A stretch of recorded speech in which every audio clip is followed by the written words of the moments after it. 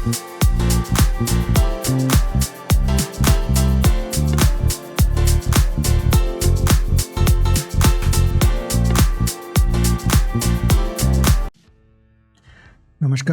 असीम आर्यावर्त में आपका स्वागत है। मेरा नाम है गौरव और अभी वर्ल्ड कप के मैचेस चल रहे हैं। पांचवा मैच भारत और ऑस्ट्रेलिया के बीच में, दोनों अपने अपने तरीके से कैंपेन स्टार्ट कर रहे हैं। आज के दिन ही अक्टूबर 8 है और इसके साथ हम बात करेंगे जो बाकी 4 मैचेज हो चुके हैं उसके बारे में भी, जो एशियन गेम्स में भारत की परफॉर्मेंस है उस पर भी चर्चा करेंगे। साथ में मेरे अपने विचार में व्यक्त करना चाहूँगा भारत और पाकिस्तान के बीच में जो खेलों का रिश्ता है उसके बारे में।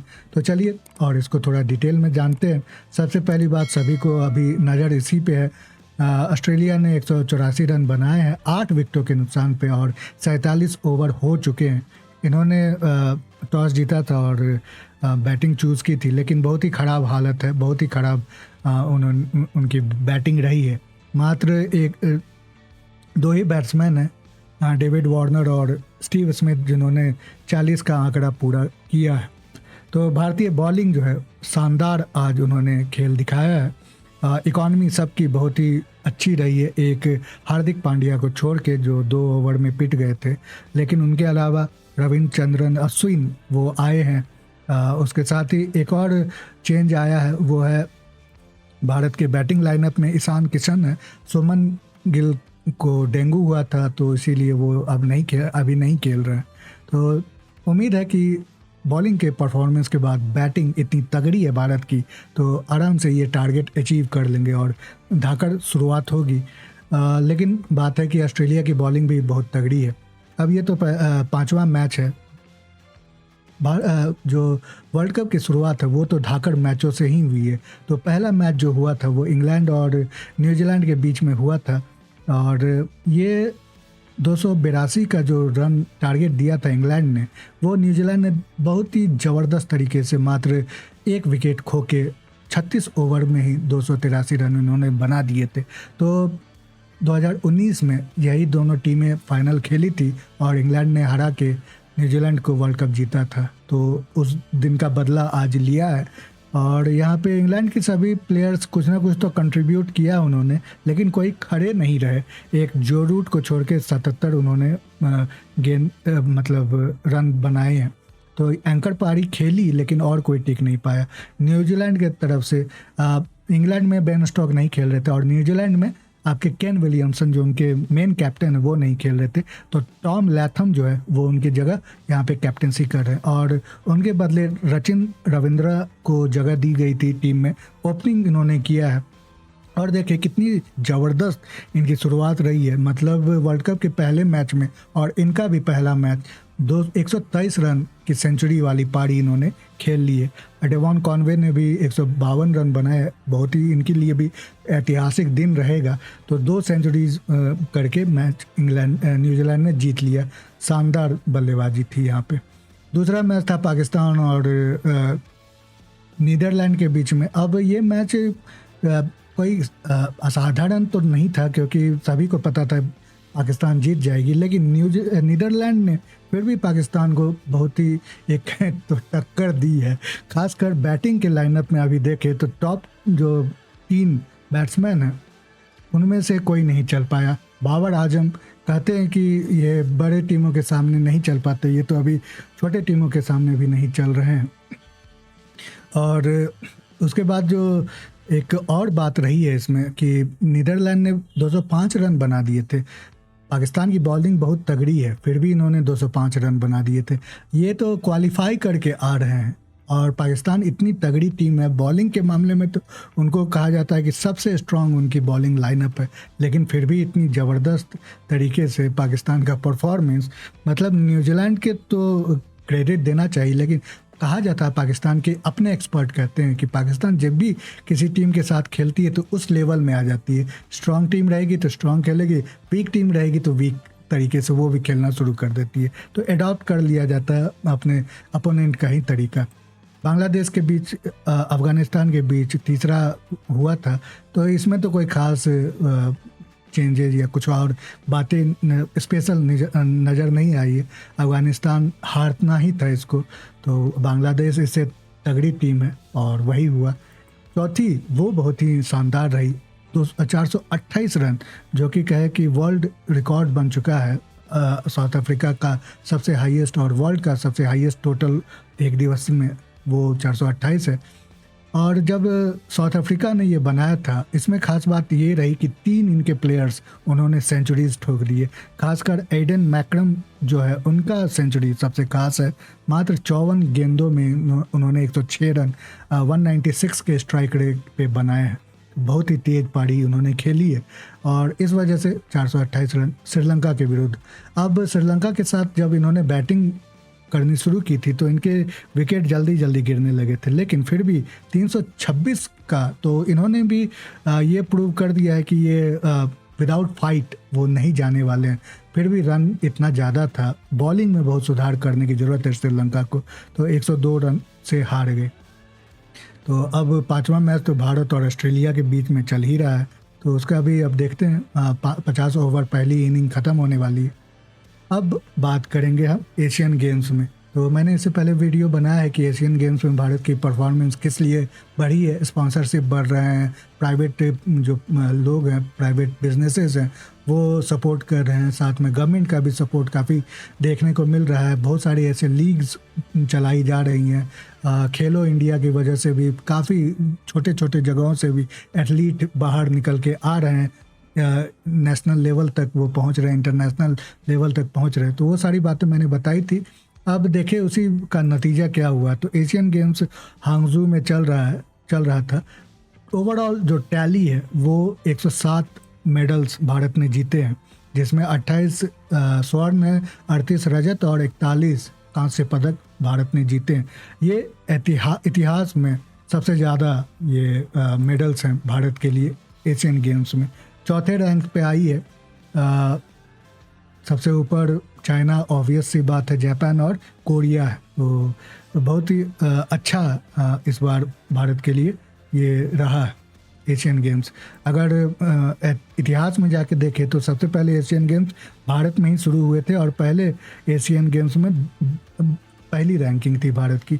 लेकिन उसके बाद भारत ऊपर नीचे होता रहा और नीचे फिर जाता रहा। तो पिछले जो एशियन गेम्स में हमारी रैंकिंग 8 थी और 70 रैंक उस समय वो सबसे ज़्यादा टोटल थी।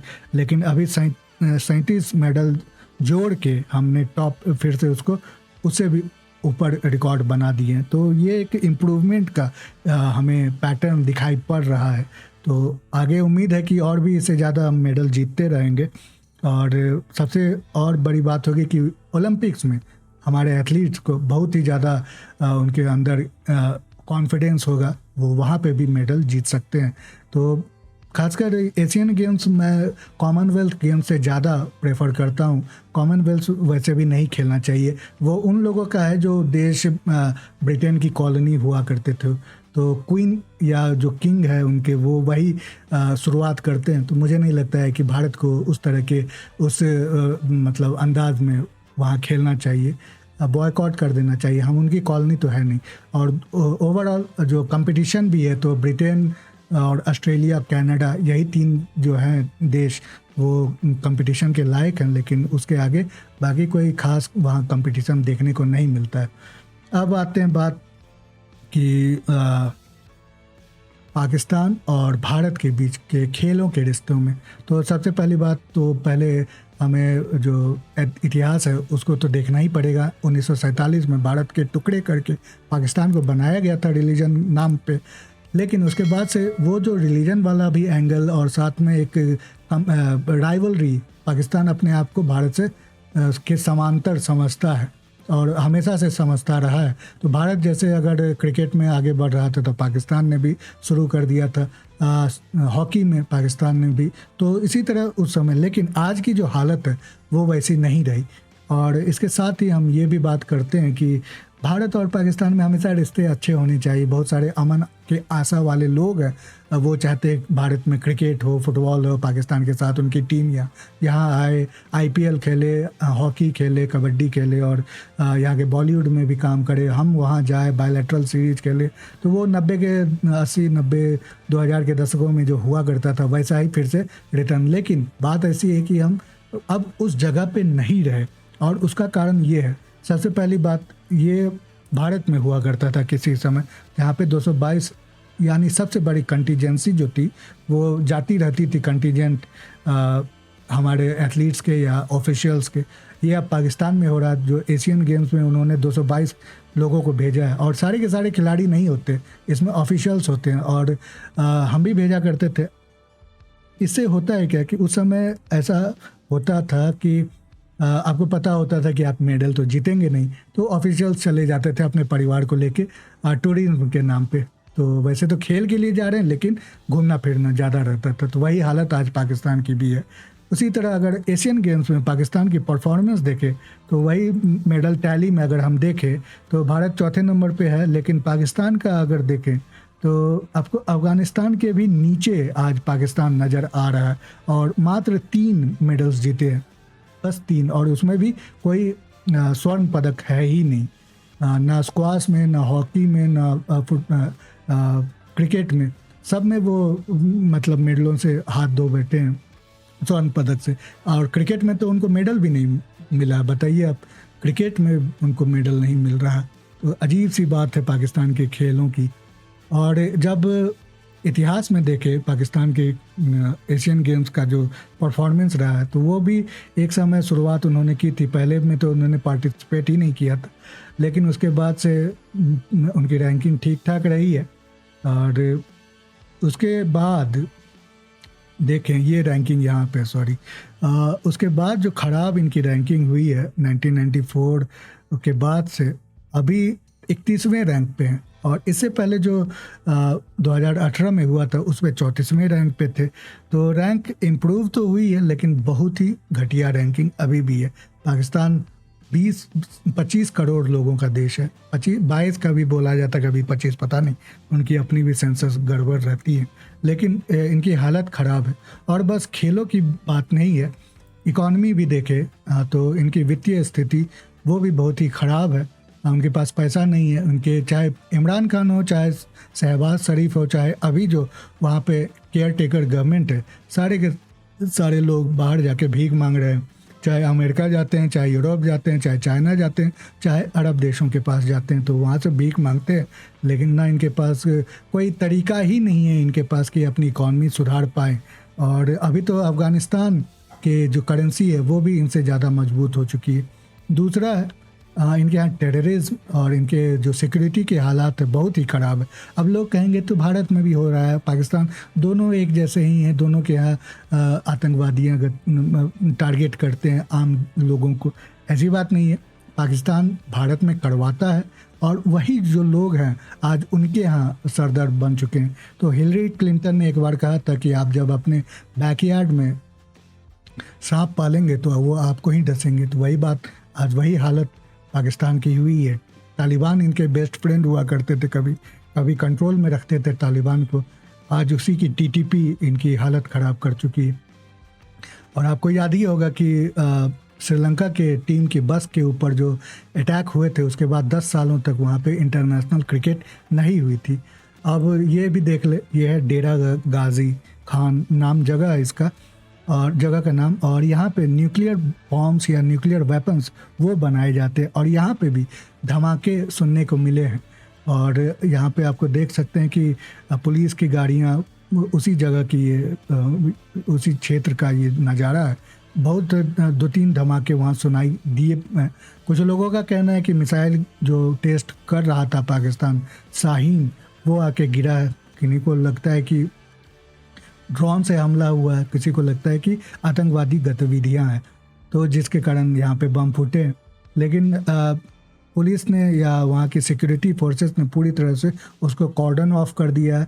ना इंटरनेट वहाँ पे है, ना किसी को बोला जा रहा है। मीडिया का ब्लैकआउट है, क्योंकि पाकिस्तान हमेशा ऐसा ही करता है। कुछ इस तरह के इवेंट्स होते हैं तो किसी को कुछ भी नहीं पता चलने दिया जाता है। एक बात जो है यहाँ पे जाननी ज़रूरी है कि ये जो हालात होते हैं, ये डेंजरस हालात होते हैं। यूरेनियम फैसिलिटी है यहाँ पे, यूरेनियम के माइंस हैं यहाँ पे, यूरेनियम प्रोसेसिंग होती है। कुछ भी अगर हो जाता है यहाँ पे तो रेडिएशन के बहुत ज़्यादा चांसेस थे। आपको पता ही होगा कि चेरनोबिल में क्या हो रहा है। और यहाँ पे देखिए पुलिस कह रही है अरे कुछ नहीं हुआ, कुछ नहीं हुआ। कुछ भी नहीं हुआ। यही वहाँ की लोगों को बताया जा रहा है जो सवाल पूछते हैं। तो इसीलिए पाकिस्तान एक बहुत ही अनस्टेबल देश बन चुका है और हम उसके साथ क्यों अपनी राइवलरी करते हैं। हमारी इकॉनमी अच्छी चल रही है, हमारा डिफेंस अच्छा चल रहा है, हमारे लोग प्रोग्रेस कर रहे हैं, हमारे जो स्पोर्ट्स है वो बहुत ज़्यादा प्रोग्रेस कर रहे हैं। तो जब आप अपना राइवल्स खराब चूज़ करते हैं तो आप भी उसी स्तर पे जाने लगते हैं। तो अभी हमारा राइवल पाकिस्तान तो बिल्कुल भी नहीं है। हमारा राइवल कौन है? तो चाइना। उनकी देखें कि वो 383 मेडल्स जीत चुके हैं, 201 हमसे डबल के लगभग उन्होंने मात्र गोल्ड जीता है। तो इसीलिए राइवलरी यहाँ जापान दुनिया का तीसरा सबसे बड़ी इकॉनमी है, उनके भी मेडल्स हमसे काफ़ी ज़्यादा है। रिपब्लिक ऑफ कोरिया हमसे ज़्यादा इनकी ये एक्सपोर्ट्स हैं, वो भी हमसे ज़्यादा है उनके मेडल्स। तो ये हमारे राइवल्स हैं। अब पाकिस्तान छूट चुका है, 90 के दशक में हुआ करता था। अभी भी लोग बहुत सारे ऐसे हैं, जैसे क्रिकेट में ही जो तेनमा भमूमा का जो हुआ था कॉन्फ्रेंस के दौरान, वो सोते हुए नज़र आए थे। वो सो नहीं रहे थे, उन्होंने एक तरह से प्रोटेस्ट किया था क्योंकि सारे कैप्टन का कॉन्फ्रेंस था और उसमें हमारे भारतीय पत्रकार वो बस इनकी ही बातें करते थे, रोहित शर्मा और बाबर आजम, और बस पाकिस्तान भारत का। तो एक खास मीडिया का भी सेक्शन है और एक खास समाज का भी एक वर्ग है जो बस वो पुराना जो एक सिलसिला चला आ रहा था उसी में रहना चाहते हैं। चाहे वो बॉलीवुड में पाकिस्तान के लोग हों, क्रिकेट में हो, यही सारा चल रहा था। लेकिन हमें मूव ऑन करना पड़ेगा और हमारी राइवलरी अमेरिका के साथ होनी चाहिए, चाइना के साथ होनी चाहिए, रशिया के साथ, मतलब ऑस्ट्रेलिया के साथ। अगर हमारा स्तर हमें सुधारना है तो हमें स्ट्रॉन्ग जो राइवल्स है उनके साथ मुकाबला करना पड़ेगा। तो इसीलिए उम्मीद है कि लोग भूल जाएं अब पाकिस्तान के साथ। बायलैटरल तो ख़त्म हो चुके हैं, अभी मल्टीलैटरल सीरीज़ में हम खेल रहे हैं, लेकिन पाकिस्तान इस तरह का देश है कि उसको बॉयकॉट करना बहुत ही ज़्यादा ज़रूरी है। वो अभी भी नहीं सुधर रहा। अभी हाल फिलहाल अनंतनाग में जो घटनाएं हुई है आप सभी को पता ही होगा। तो एक तरह से हमारे जवान भी वहाँ पे बलिदान दे रहे हैं और हम यहाँ पे क्रिकेट एंजॉय करें, ये नहीं होना चाहिए। तो देखते हैं आगे क्या होता है।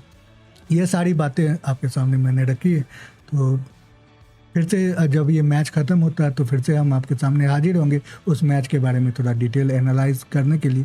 तो अभी के लिए इतना ही, अगली बार फिर मिलते हैं। तब तक के लिए नमस्ते, जय हिंद।